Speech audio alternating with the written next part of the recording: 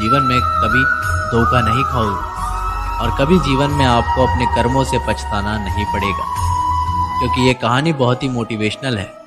मित्रों, आज की इस वीडियो में हम चर्चा करेंगे उन लोगों की जो अपनी पत्नी पर शंका करते रहते हैं, शक करते रहते हैं कि हमारी पत्नी चरित्रहीन है, हमारी पत्नी उल्टे सीधे कार्य करती है, हमारी पत्नी हमारे साथ धोखा कर रही है। लेकिन पत्नी अपनी जगह पर सही होती है, लेकिन पुरुष के मन में ये भावना पैदा हो जाती है, ये शक पैदा हो जाता है कि वह अपनी स्त्री को चरित्रहीन समझने लगता है और उसे और दृष्टि से देखने लगता है। मित्रों, ये कहानी आपको बहुत सीख देगी। आप बिना जाने किसी के बारे में नहीं कहेंगे, अपनी स्त्री के बारे में भी कभी शक नहीं करेंगे कि हमारी स्त्री चरित्रहीन हो सकती है या नहीं। तो चलिए मित्रों, अब शुरू करते हैं आज की एक कहानी। आपसे निवेदन है कि आप हमारी कहानी का एक एक शब्द ध्यान से ज़रूर सुनिएगा। यदि आपने अभी तक हमारे चैनल को सब्सक्राइब नहीं किया है तो आपसे निवेदन है कि हमारे चैनल को सब्सक्राइब ज़रूर कर लेना, घंटी वाला बटन भी अवश्य दबा देना, क्योंकि आपका एक सब्सक्राइब हमारे लिए बहुत महत्व रखता है। आइए मित्रों, अधिक विलंब ना करते हुए अब सीधा कहानी की ओर बढ़ते हैं। प्रिय बंधु, एक समय की बात है, किसी राज्य में एक राजा रहता था। वे राजा बहुत ही सज्जन स्वभाव का था।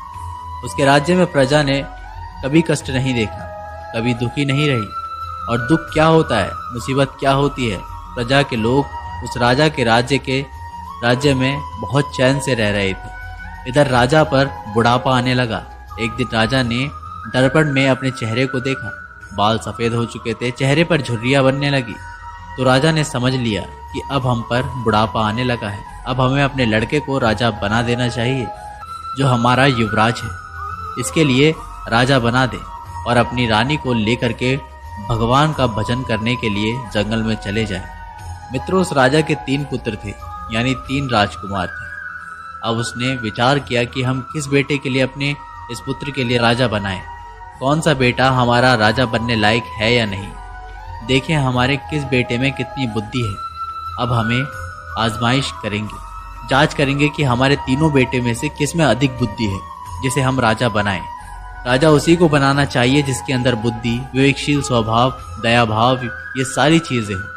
वही राजा बनने के योग्य होता है। अब जांच करें कि कौन सा हमारा बेटा, कौन सा राजकुमार राजा बनने योग्य है।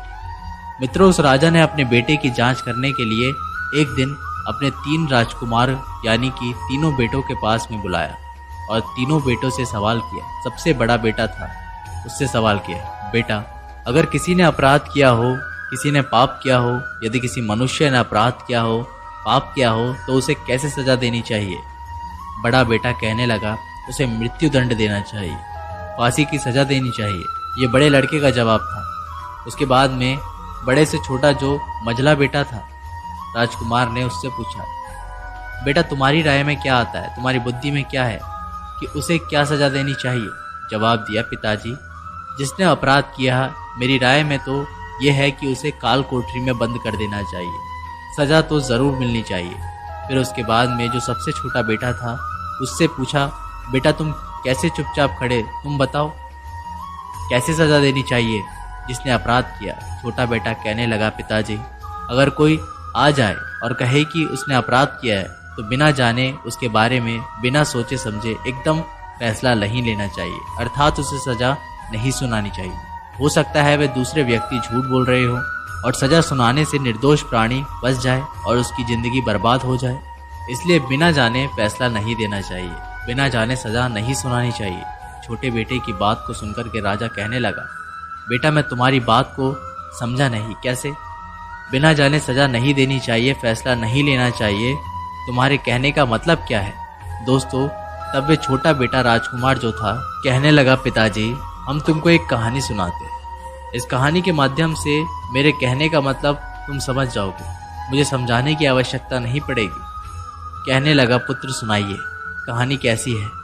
दोस्तों, तब वह छोटा राजकुमार कहने लगा, पिताजी एक समय की बात है, किसी शहर में एक राजा रहता था और उस राजा के यहाँ एक तोता पाला हुआ था।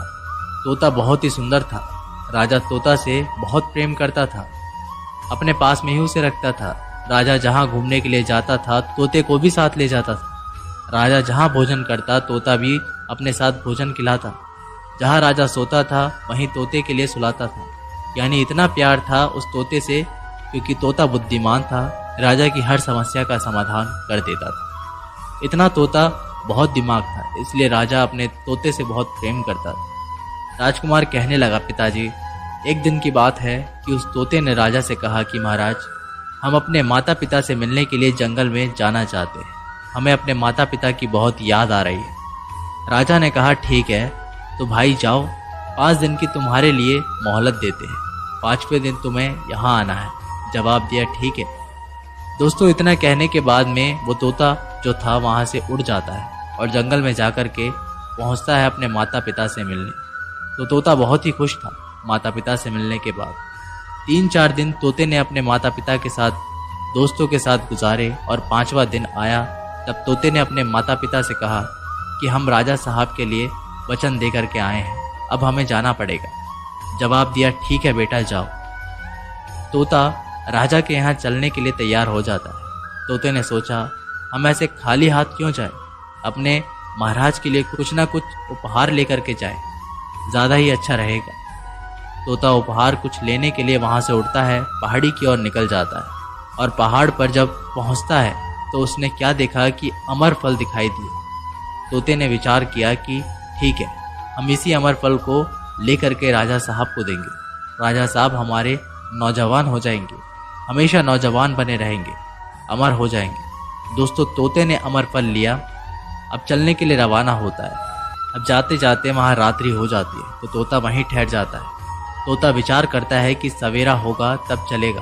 तोता रात भर वहीं रुका रहा, फल को वहीं पास रख लिया। इधर क्या हुआ, जब जहाँ तोता ठहरा हुआ था वहाँ पर एक विषैला सर्प रहता था और उसने वह फल को देखा तो वह सांप जो था वह फल को खाने लगा। उसने फल को थोड़ा बहुत उसमें खा लिया। उस सांप के विष के प्रभाव से वह फल भी विषैला हो गया था। अमृत का प्रभाव वहाँ से जा चुका था। फल जो था वो विषैला बन गया था, उसके अंदर जहर प्रवेश कर गया था। अमृत का जो प्रभाव था वो हट चुका था। मित्रों, सवेरा होता है, तोते को ये मालूम ही नहीं था कि फल में क्या हो चुका है। सुबह होता है, तोता फल को लेकर के उड़ जाता है और राजा साहब के यहाँ आता है।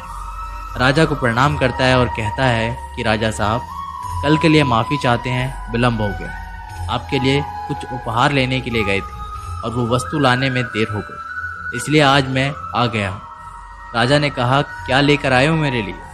तब तोते ने फल जो था, अमर फल, वो निकाल करके राजा के सामने रख दिया और कहा कि ये अमर फल, महाराज, इस फल को आप खा लोगे तो हमेशा नौजवान बने रहोगे, अमर हो जाओगे। राजा बहुत ही प्रसन्न हुआ। राजा ने फल हाथ में लिया और उसे जैसे ही खाने को हुआ तो मंत्री ने रोक दिया। मंत्री ने कहा, राजा साहब ठहरिए, ऐसे बिना जाने ये फल मत खा लेना। पहले इस फल की आजमाइश करो कि इसमें कोई खोट तो नहीं है, कोई फल में दोष तो नहीं है, कोई खतरा तो नहीं।